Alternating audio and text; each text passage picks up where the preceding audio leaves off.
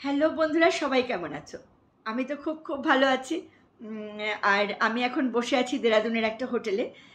আর এবার আমার ফেরার পালা। কারণ আমার মেয়ের পিজি হয়ে গেছে এবং ওর বাকি যে বন্ধুরা মানে ৩জন বন্ধু, দুজনের ওএনজিসিতে হয়েছে, একজনের বাদিয়াতে হয়েছে। তো তারা সবাই এসে গেছে, তো সবাই মিলে পিজি খুঁজেছে এবং তারা সবাই মিলে থাকবে। তো এটা আমার একটা নিশ্চিন্ততার একটা কারণ। এটা একটা জিনিস হয় জানো তো, মানে যখন আমার মেয়ে জব করতো তখন যখন ওখানে গেছিলো তখন ওরা ৭-৮ জন সব সমবয়সীরা একসাথে ঢুকেছিল। তো ওদের একটা খুব একটা স্ট্রং একটা বন্ডিং হয়ে গেছিলো। তো যার জন্য আমিও খুব নিশ্চিন্ত থাকতাম যখন আমি হাওড়ায় থাকতাম যে মেয়েটা মানে একলা থাকতে হচ্ছে না ওকে। তো এখানেও সেটা ওর বন্ধুদেরও দেরাদুনেই হয়েছে। তো সব বন্ধুদের এখানে হয়নি, তো ৩ জনের হয়েছে। তো সেই ৩ জন এখানে চলে এসছে, তো আমিও খুশি আর ওরাও খুব খুশি যে সবাই মিলেমিশে থাকতে পারবে। আজকে মেয়ে আর আমি ঘুরতে বেরিয়েছিলাম। তো আজকে আমরা অনেকগুলো জায়গায় আমরা ঘুরলাম। তো আজকে বুদ্ধ পূর্ণিমা। তো আজকে আমি ভীষণভাবে আশীর্বাদ পেলাম জানো তো। এবং সেটা আমি জানি না আমার সাথে কি হচ্ছে। কিন্তু এইটা যেটা ঘটেছে আজকে, আমি একটা প্রথমেই তোমাকে বলি। আমি আজকে যখন আমরা ঘুরতে বেরোই তো আমরা যে স্থান আমরা ঘুরবো মনে করেছিলাম, তো এবং যিনি আমাদের নিয়ে গেছিলেন একজন পাঞ্জাবি ড্রাইভার ভদ্রলোক। তো উনি সাজেস্ট করেছিলেন যে এগুলো সব দেখে নিন। তো আমরাও দেখেছিলাম নেট ঘেটে, তো আমাদের সঙ্গে মিলে গেল উনি যেগুলো ঘুরতে বলছেন। তো আমরাও তো ভাবলাম যে ঠিক আছে সব আজকে ঘুরে নেবো, তো আজকে বুদ্ধ পূর্ণিমার জন্য মেয়েদের ছুটি। তো যার জন্য মেয়ে আর আমি ঘুরতে বেরোতে পেরেছি। আমি তোমাদের বলেছিলাম যে হয়তো আমাকে একলাই ঘুরতে হবে, তো দুদিনই আমরা একসাথে বেরোতে পেরেছি। তো আর যেদিনকে আমি ফিরবো সেদিনকে একটা জায়গায় আমি যাব, তো সেইটা আমাকে একলা যেতে হবে। তো সেখান থেকে আমি ডাইরেক্ট স্টেশন পৌঁছে যাব। তো যাই হোক, তো সেই ভদ্রলোক হঠাৎ করে দুটো স্পট আমাদের ঘোরা হয়ে যাওয়ার পরে আমাকে বলছে যে দেখুন ম্যাডাম, একটা কথা বলবো, মানে হিন্দিতেই বলছে যে যদিও ফেলে এসছি অনেকটা পথ, আমাকে আবার উল্টো দিকে যেতে হবে। তো এখানে রামকৃষ্ণ দেবের আপনাদের বাঙালিদের যিনি ঠাকুর, তার একটা মন্দির আছে, আপনি কি যাবেন? আমি না চমকে উঠেছি। কেন চমকে উঠেছি তোমাদের পরে বলছি। তো উনি যখন বললেন যাবে, আমরা হ্যাঁ যাবো। আমি আর কিছু জিজ্ঞেস করিনি। তখন বলছে আপনাকে এর জন্য আলাদা করে কোনো টাকা দিতে হবে না। হুম, তো আমি ওখানে আপনাকে নিয়ে যাব। তো আমি তো খুব একটা আমার ভেতরে একটা আলোড়ন চলছে যে এটা কি হচ্ছে। তোমাদের আমি এইটার যে মানে এই আজকের ট্যুরের যে ভিডিওটা আমি পরে দেবো সেখানে দেখবে, মানে সেখানে তো নিয়ে গেলেন উনি, এবং সেখানে নিয়ে যাওয়ার পরে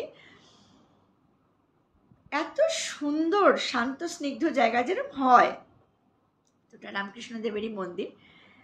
তো আমরা যখন ঢুকছি, ঢুকে মানে কিরকম অবাক করা। আমি ঢুকেছি, ঢুকে বেশ কিছুটা হেঁটেই মন্দিরে ঢুকতে হয়, ভিডিওতে তোমরা দেখতে পাবে।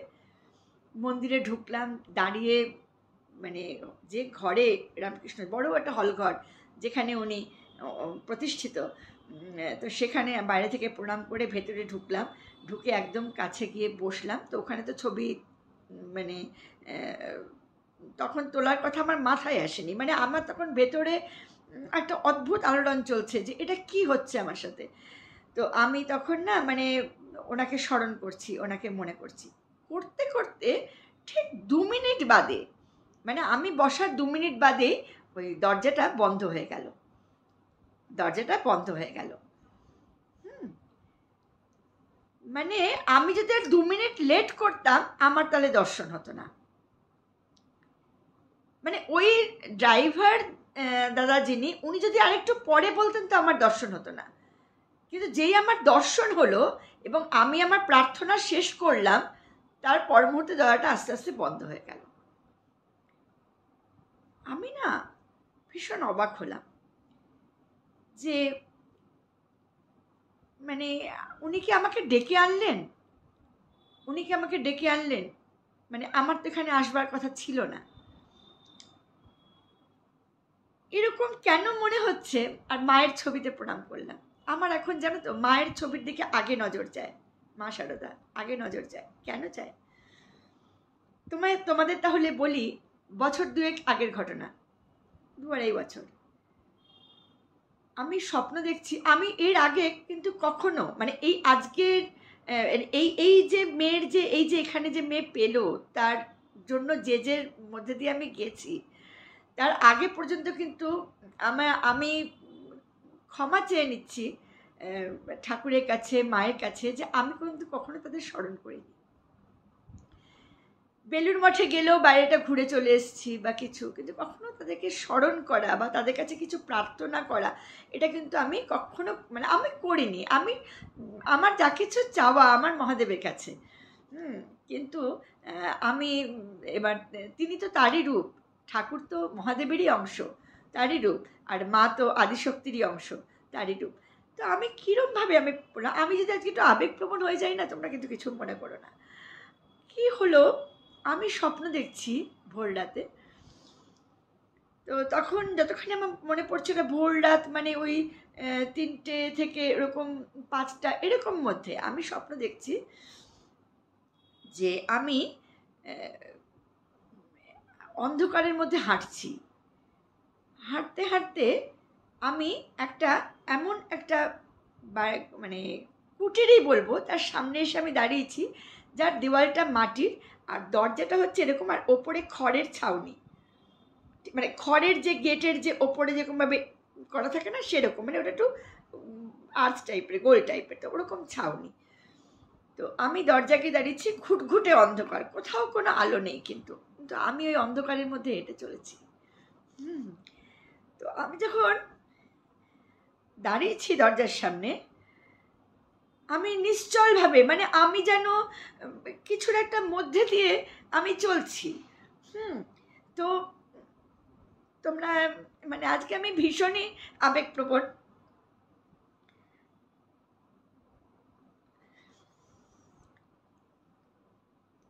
তো আমি দেখছি যে একটা মাটির দালান, মাটির ঘর, মা শারদা পা ছড়িয়ে বসে আছেন কোলের উপর হাত নিয়ে, জল জল করছেন অন্ধকারের মধ্যে, ঠিক চাঁদের মতো। আমি পায়ে পায়ে একটা নিশ্চল মূর্তির মতো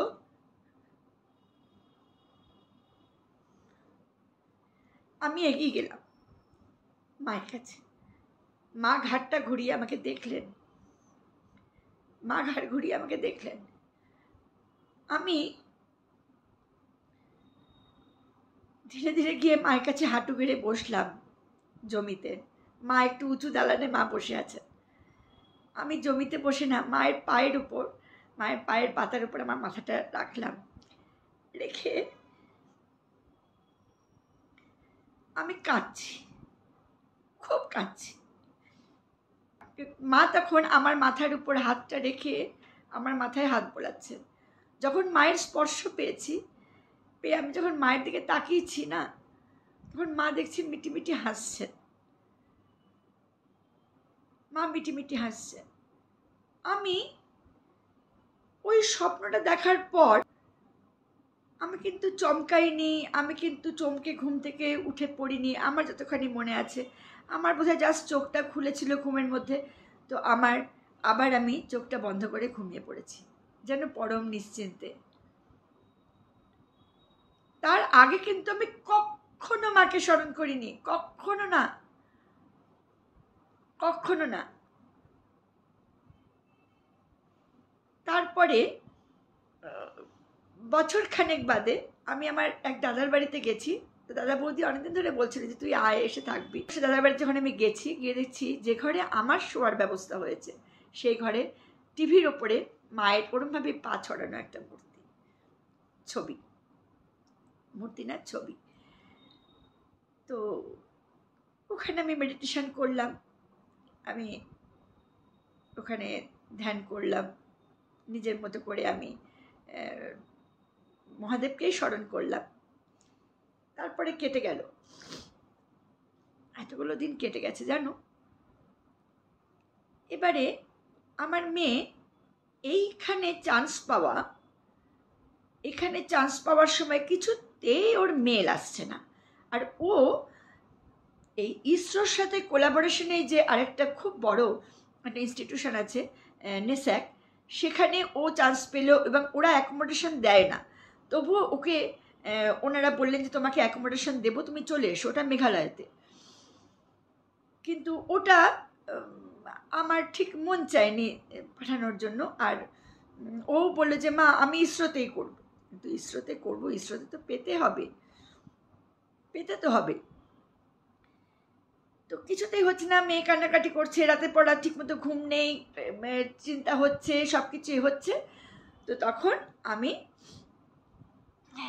করলাম, ভাবছি বসে বসে যে হবে না, ইসরোটা হবে না, নেস্যাক ছেড়ে দিল, এনজিআরআইটাও ও ছেড়ে দিল, তো ওটা ওর হলো না, তো ওটা হবে না। তো আমি এরকম ভাবছি। তো এরকম ভাবতে ভাবতে আমি ইউটিউব সার্চ করছি, আমি দেখছি যেরকম পরপর ভিডিও, মানে কী কী আছে দেখতে থাকি, সব দেখছি। দেখতে দেখতে আমি হঠাৎ আমার পপ আপ হলো আমার সামনে মায়ের ছবি,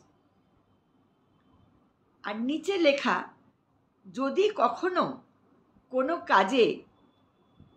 কাজে তুমি বাধা প্রাপ্ত হও, কোনো কাজ যদি তোমার মনে হয় যে তোমার হচ্ছে না, তুমি অনেক চেষ্টা করছো, তোমার হচ্ছে না, তাহলে তুমি একটা মন্ত্র জপ করো।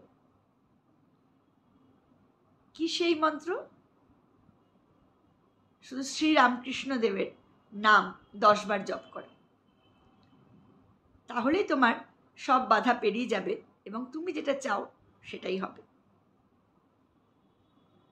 আমি না, আমার মাথায় সঙ্গে সঙ্গে ওই স্বপ্নটা আমার মাথায় মানে ক্লিক করলো, যে আমি যে স্বপ্নটা আমি দেখেছি, আমি তখন ভাবছি, কারণ সত্যি কথা বলতে কি, যে আমি বেশিরভাগ ক্ষেত্রে আমি যা চাই মহাদেবের কাছেই চাই, বেশিরভাগ ক্ষেত্রে। আর রাধা মাধবের কাছেও চাই, কেন চাই সেটাও তোমাদেরকে একদিন বলবো, তোমাদের নিয়ে যাব সেই জায়গায় আমি একদিন। তো আমি সেই দিন রাতটা আমি খুব ভাবনার মধ্যে ডুবে গেছিলাম, যে ওই স্বপ্নটার সঙ্গে আমি রিলেট করছি, করছি। আর আমি যখন খুব চিন্তাময়, তখন ওটা আমার সামনে পপ আপ হলো। তো আমি পরদিন ভোরবেলা যখন আমার ঘুম ভাঙলো, আমি ঘুম থেকে উঠে বিছানায় বসেই আমি ঠাকুর স্মরণ, মানে আমি ঈশ্বরকে স্মরণ করি, মহাদেবের দ্বাদশ জ্যোতির্লিঙ্গের নাম, মানে যেগুলো যেগুলো আমি করা সব কিছু, গঙ্গা প্রণাম সবই আমি করি। তারপরে আমি সূর্য প্রণাম করি, বাইরে গিয়ে তখনও গঙ্গা প্রণাম, গঙ্গা মাকে প্রণাম করি, তো করি। তো এবারে আমি ভাবলাম করি, আমি ঠাকুরের নাম জপ করি 10 বার। আমি চোখ বন্ধ করে ধ্যানস্থ হয়ে আমি 10 বার জপ করলাম। বিশ্বাস করবে না, তোমরা এতটুকু আমি বাড়িয়ে বলছি না, ঠিক তখন বাজে 11টা, 11:30 ফোন এলো।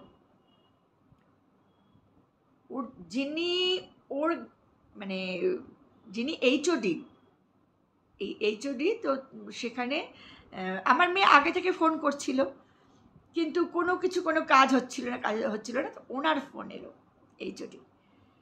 তো উনি বললেন যে তোমার যা সিভিটিভি দেখেছি, যা তোমার সব দেখেছি, তোমার যা তোমার এই আর কি তোমার অ্যাচিভমেন্ট সব এগুলো দেখলাম তোমার বায়োডাটাতে, তাতে তোমার হয়ে যাবে, তুমি চিন্তা করো না। অনেকটা নিশ্চিন্ত হলাম জানো।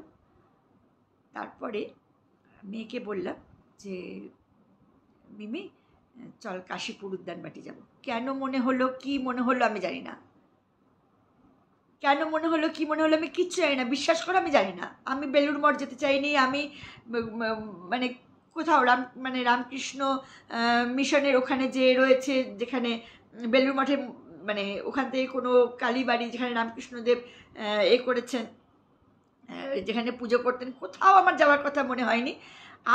আমার মাথায় প্লে করলে আমি কাশীপুর উদ্যানবাটি যাব। মেয়ে বললো চলো। সেদিন আকাশ জুড়ে মেঘলা, আর আমার তো মেঘলা ভাল লাগে।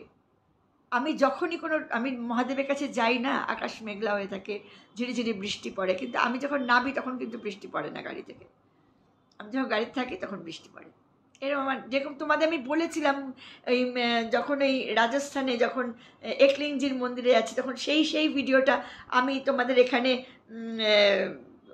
দেবো, এন্ড স্ক্রিনে দেবো, তখন সেটা তোমরা ক্লিক করে দেখে নিও যারা নতুন জয়েন করলে। আর যারা পুরনো তারা তো দেখেছো। তো এবারে মেঘলা, তো বেরিয়ে পড়েছি, তবু আমি আর মেয়ে দেখছি বৃষ্টি হচ্ছে না, কিচ্ছু হচ্ছে না। তো আমরা কাশীপুর উদ্যানবাটি পৌঁছে গেছি। পৌঁছে আমি জানি না কোনখান দিয়ে কি যেতে হয়, কিভাবে কি, কোথায় ঠাকুরের ঘর, কোথায় মায়ের ঘর, কিছু জানি না। যাই হোক, প্রথমে সিঁড়ি দিয়ে উঠলাম। মা তো সবসময় ঠাকুরের কথাই আগে বলেন, নিচেই কিন্তু মায়ের ঘর, ঠিক আছে। তো এবারে মা তো ঠাকুরের কাছে আগে যেতে বলেন, মা যেন আমাকে হাত ধরে ঠাকুরের কাছে নিয়ে গেলেন।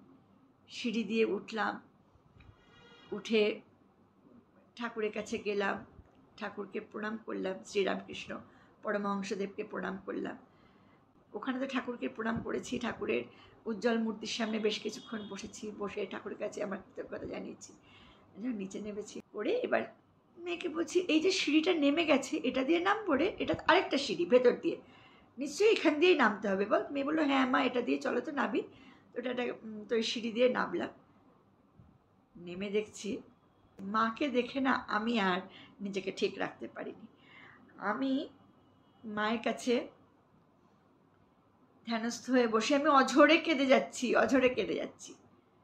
আমি চোখ খুলছি না। আমি মাকে দর্শন করে সেই যে চোখ বুজেছি, আমি মায়ের কাছে, মানে আমার কৃতজ্ঞতা জানানোর কোনো ভাষা নেই। আমি তো মাকে ডাকিনি। মা এমনই হয়, সন্তান বিপদে পড়লে, সন্তানের কোনো কিছু চাহিদা থাকলে, বা সন্তানকে যদি কোনো ভালো পথে নিয়ে যেতে হয়, কোনো আলোর পথে নিয়ে যেতে হয়, বা সন্তানকে যদি সব কিছু দিতে হয় না, তখন মা আপনি চলে আসেন। তো এই প্রমাণটা আমি সেদিনকে ভীষণভাবে পেলাম, যে মাকে কখনো মানে ডাকতে হয় না নিজের প্রয়োজনে, মা আসেন, মা এসে দাঁড়ান। আমি যত কিছুর মধ্যে দিয়ে গেছি জীবনে, তার অনেক গল্প তোমরা শুনেছো, জানো, অনেক গল্প তোমরা জানো না, আমি বলবো না। তো আমি একটা মুহূর্তের জন্য আমি মনে করিনি যে মহাদেব আমার সাথে নেই। আর আজ বুঝছি যে মা কিভাবে সাথে ছিলেন, যাকে আমি মনে করিনি, যাকে আমি ডাকিনি। কোনোদিন তো মানে সত্যি বলছি, কোনোদিন তো বাড়ি গাড়ি, টাকা পয়সা, বা বিশাল কোনো সচ্ছলতা, বা বিশাল কিছুই কোনোদিন আমার চাওয়ার ছিল না।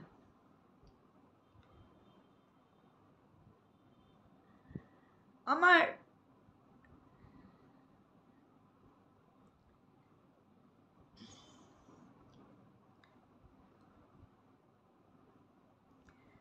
চাওয়াগুলো খুব সামান্য, খুব সামান্য। সেটা এভাবে তারা আমাকে নিয়ে যাবেন, এটা আমি কখনো ভাবিনি।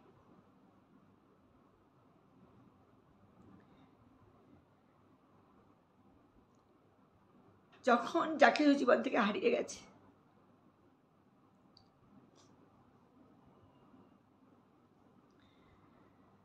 তখন মনে হয়েছে যে আমার সব চলে গেল, কিন্তু কত যে ফিরে পেয়েছি,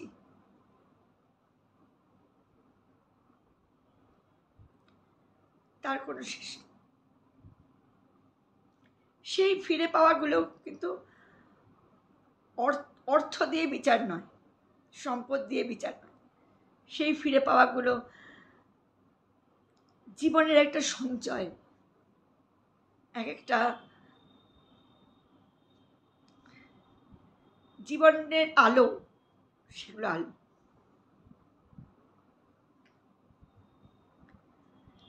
তো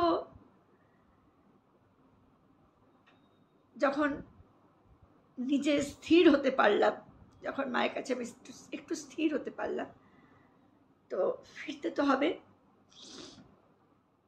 তো মাকে প্রণাম জানিয়ে তো মাকে বললাম, এভাবেই আমার পাশে তুমি থেকো, যদি কিছু দোষ ত্রুটি করে থাকি যেভাবে ক্ষমা করেছো সেভাবেই ক্ষমা করো।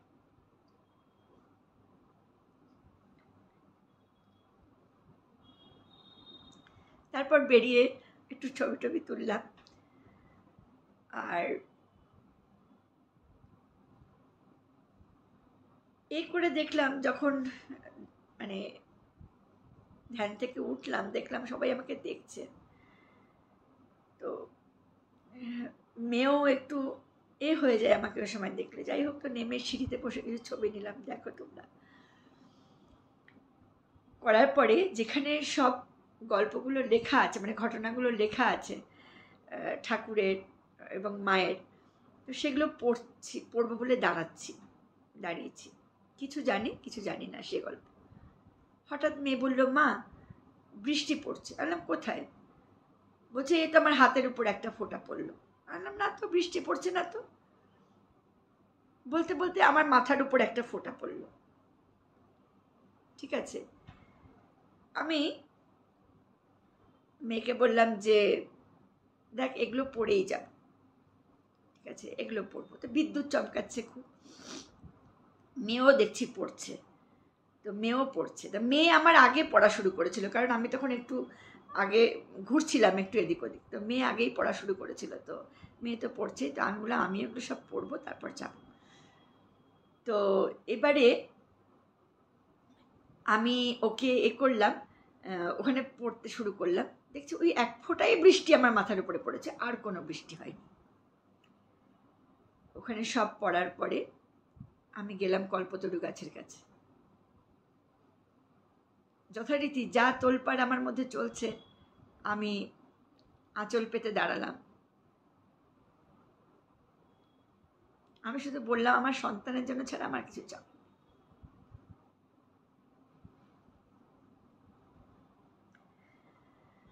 তো রওনা দিলাম, ওখান থেকে বাড়ি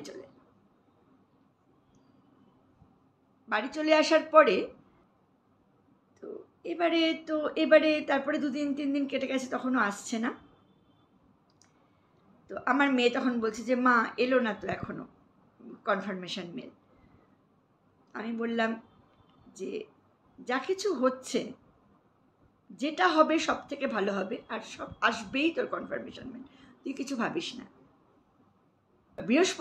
শুক্রবার দিনকে যিনি ওর গাইড হবেন, তিনি ওকে ফোন করে বললো যে, তোমার আর কোনো চিন্তা নেই, আমি তোমার হার্ড কপি দেখেছি, তোমার কনফার্মেশন এর হার্ড কপি দেখেছি, মানে কাশীপুর উদ্যানবাড়ি থেকে ঘুরে আসা পড়ে তোমার হার্ড কপি আমি দেখেছি। সেটা পিপিইজি বলে যে ডিপার্টমেন্ট আছে, ওখানে সইয়ের জন্য যাবে, ওখানে হেডের, তো তোমাকে মেল করে দেওয়া হবে। তো তুমি টিকিট কেটে ফেলো। তো তৎকালে টিকিট কাটতে হবে। তো এবার সেটা দিয়ে দিয়েছি। আরেকটা একটু তোমাদের আমি মিস করে গেছি বলতে, সেই কাশীপুর উদ্যানবাড়ি যাচ্ছি ওই পথে, হঠাৎ যেতে যেতে দেখছি ওই যেখানে যেরকম ধরনের ঘরটা, সেখানে ট্রাফিক পুলিশরা দাঁড়ায়, গ্রিল টিল দেওয়া, ওরকমই একটা ঘর। সেই ঘর সেরকম একটা ছোটো রাস্তার কোণার মধ্যে একটা ঘর, আর সেখানে অজস্র বই রাখা, একজন মানুষ বসে আছে, আর রামকৃষ্ণদেবের একটা বড় মানে মূর্তি, আর তার সঙ্গে মায়ের একটা মূর্তি। তো সেটা দেখেই কিন্তু আমরা কাশীপুর উদ্যানবাটির দিকে আরও এগিয়ে গেছিলাম। তো যার জন্য আমার মনের মধ্যে একটা ভীষণ বদ্ধমূল ধারণা হয়ে গেছিলো যে আমি যেটা চাইছি সেটা আমি পাবো। মা যখন নিজের থেকে আমার কাছে এসেছেন, মা যখন নিজের থেকে আমাকে আশীর্বাদ, মানে মায়ের আশীর্বাদ সবসময়ই আছে, কিন্তু সেটা যখন উনি আমাকে বুঝিয়ে দিচ্ছেন, তখন আমার আর কোনো ভয় নেই। তো করতে করতে এবারে ঘুরে এলাম। তারপরে উনি জানালেন যে এরকম তোমার হয়ে গেছে, তোমার হার্ড কপি রেডি হয়ে গেছে, শুধু সই হলেই তোমাকে মেল করে দেওয়া হবে, তুমি টিকিট কেটে ফেলো। তো আমরা শুক্রবার দিনকে টিকিট কাটতে দিলাম। তো শুক্রবার দিন টিকিট কাটলাম, তাই যখন 5:30 বেজে গেল, বললো মা আজও এলো না মেল, টিকিট তো কেটে ফেললাম। আর এখানে ইনস্টিটিউশন তো 5:30 বন্ধ হয়ে যায়। আমি বললাম তুই চিন্তা করিস না, শনিবারই আমরা রওনা দিচ্ছি, আর তুই পেয়ে যাবি কনফার্মেশন মেল। সেই দিনই যখন ওকে বললাম 5:30 মেল এলো না, 7টার সময় হঠাৎ মেয়ে চিৎকার করছে, মা মেল এসে গেছে, অবশেষে পেয়েছি। তো আমি বললাম পেতেই হতো, মায়ের আশীর্বাদ, ঠাকুরের আশীর্বাদ, মহাদেবের আশীর্বাদ, রাধা মাধবের আশীর্বাদ পেতেই হতো। তো চল তাহলে বেরিয়ে পড়ি। তো বেরিয়ে পড়লাম, তারপরে এখানে এলাম, এবং ও সোমবার দিন, আমরা রোববার পৌঁছালাম, তো সোমবার দিনকে ওখানে ও নিয়ে নিল, মানে তো করেছি, ভিডিও দেখিয়েছি। তো ওর সেখানে ডকুমেন্টস চেকিং হলো। তো হয়ে ওকে ওখানে যখন ও ঢুকলো, তো ওকে বলা হলো যে তোমাকে কিন্তু আমরা ফার্স্ট চিঠি পাঠিয়েছি, মেল পাঠিয়েছি, আর কিন্তু আমরা কাউকে পাঠাইনি এখনও অন্য ইনস্টিটিউশনে। আর IIT থেকে শুধু ওই পেয়েছে ইসরোতে। আর আমরা অন্য ইনস্টিটিউশন, অন্য জায়গা থেকে যাদেরকে নেব, তাদেরকে আমরা এখনও মেল পাঠাইনি, তোমাকেই আমরা কিন্তু প্রথম ডেকে নিয়েছি। তা এখনও পর্যন্ত ওরা মেল পাঠায়নি, পাঠাবেন হয়তো এর মধ্যে। তো ওকেই ওনারা ফার্স্ট ডেকেছেন। তো এটাও একটা, কিন্তু একটা কি বলবো, একটা ভালো লাগা যে নিশ্চয়ই কিছু বুঝেছেন, নাহলে ওকে কেন আগে ডাকলেন। তো এইসব হওয়ার পরে আমার কিন্তু এই বুদ্ধ পূর্ণিমার দিনে কিন্তু একলাই ঘোরার কথা, বুদ্ধা টেম্পল যাব, সেখানে আজকে যাবো। তো সেটা আমার একটা ভীষণ মনের মধ্যে ইচ্ছা ছিল। আর তোমাদের এখানে একটা মহাদেব মন্দির দর্শন করেছিলাম, সেটা তো মেয়ের সাথে করেইছিলাম। আর আজকে আমার একলাই ঘোরার কথা, কিন্তু আজকে মেয়ে ছুটি পেয়ে গেছে। বুদ্ধ পূর্ণিমায় যে ছুটি হয় এটা তো আমার জানা ছিল না, তো ছুটি হয়েছে। তারপর তোমাদের বললাম আমরা ঘুরতে ঘুরতে দুটো স্পট দেখে নিলাম। তখন হঠাৎ করে ওই পাঞ্জাবি ড্রাইভার ওনার কিসের দরকার ছিল, ওটা কিন্তু আমাদের উনিও সাজেস্ট করেননি, আমরাও ওটাকে, মানে যতগুলো আমরা ট্যুরিস্ট স্পট দেখেছি সেখানে কিন্তু আমরা ওই রামকৃষ্ণদেবের মন্দিরের কিন্তু আমরা দেখিনি, তার জন্য ওটা আমরা লিস্টে রাখিও নি। অথচ আজ আমাদের কিভাবে উনি নিয়ে গেলেন, আর সঙ্গে কিন্তু মেয়ে ছিল, সঙ্গে কিন্তু আমার মেয়েও ছিল, আমাকে একলা যেতে হয়নি, আমাদের দুজনকেই উনি টেনেছেন। তো কেন আবেগপ্রবণ হব না বলো তো? কোন জন্মের কোন পুণ্যে আজকে এভাবে আমি তাদেরকে অনুভব করতে পারি, এভাবে তারা আমাকে ওনারা আশীর্বাদ করেন, সেটা আমি কি বলবো বলো, কি বলবো। আর আরেকটা কি ঘটনা হলো জানো, আরেকটা যেটা ঘটনা হলো, হঠাৎ করে উনি আমাকে বললেন যে চলুন আপনাকে রুদ্রাক্ষ গাছ দেখাই। তো উনি রুদ্রাক্ষের যে কাছে উনি নিয়ে গেলেন, আমি ওনার তো বলে দেখানো কিছু না, অজস্র গাছ, আমরা যে FRI যে ক্যাম্পাসে আমরা গেছি কেন, অজস্র গাছ, রুদ্রাক্ষ গাছ ওনার দেখানোর কথা ছিল না। উনি নিয়ে গেছেন, নিয়ে গিয়ে আমি জানি না এটা কি ব্যাপার, উনি হঠাৎ নিচ থেকে আমার এই যে রুদ্রাক্ষের যে মালাটা, এটা আমার হচ্ছে 1মুখী, 5মুখী আর 6মুখী, আর এইখানের এগুলো সবই 5মুখী। এটা 1মুখী, এটা 5মুখী, এটা 1মুখী, আর একদিকে 5মুখী, একদিকে 6মুখী। উনি হঠাৎ আমার হাতে একদম খোলা ছাড়ানো এই 3মুখী রুদ্রাক্ষ, এই 3মুখী রুদ্রাক্ষ, এই কালারটা খুব ফেড আসছে, কিন্তু কালারটা ভীষণ সুন্দর, কালারটা ভীষণ সুন্দর, দূরে নিলে বুঝতে পারবে, কালারটা ভীষণ সুন্দর। উনি এই 3-মুখী রুদ্রাক্ষ আমার হাতে দিলেন, উনি আমার হাতে দিলেন, দিয়ে বললেন যে এই নিন ম্যাডাম, এটা আপনার জন্য।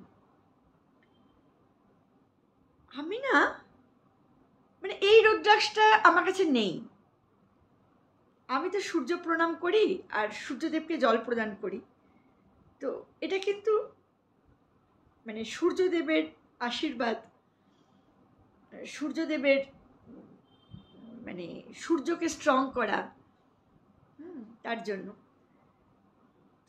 পৃথিবীতে অনেক বড় বড় ভক্ত আছেন, আমি তো কিছুই সত্যি কিছু করতে পারি না গো। আমি না, আমার ভালোবাসা বা আমার তাকে ডাকাটা অন্যরকম।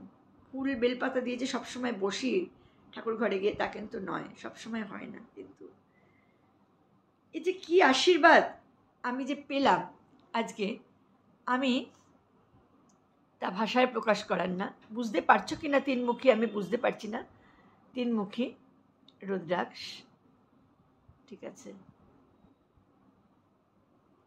এত সুন্দর রং।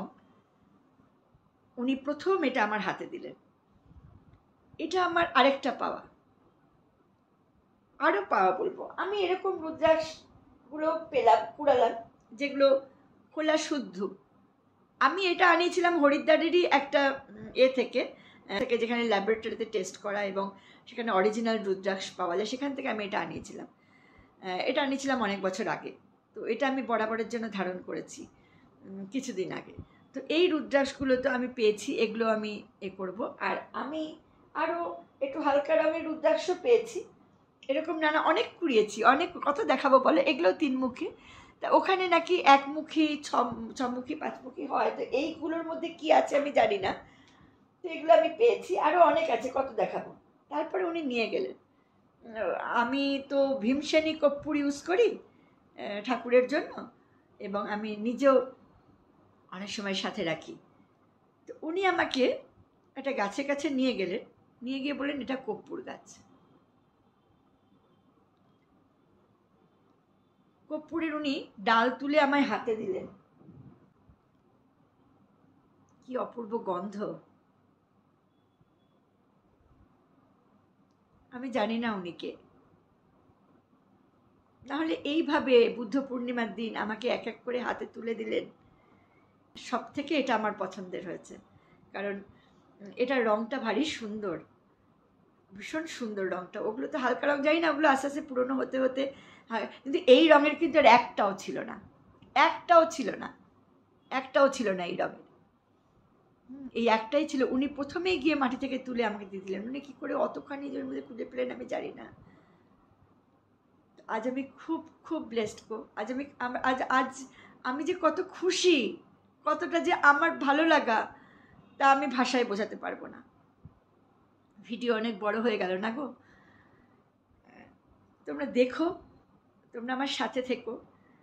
তো আজকের দিনে আজকে আমি মহামূল্যবান কিছু জিনিস আমার হাতে ওই পাঞ্জাবি ভদ্রলোক তুলে দিয়েছেন, তো আমি ওনার কাছে চিরকৃতজ্ঞ, চিরকৃতজ্ঞ। আর বুদ্ধা টেম্পলে দর্শন করেছি, তো আমি ভীষণই আজকে একটু আবেগপ্রবণ হয়ে গেছি। তো কি বলবো,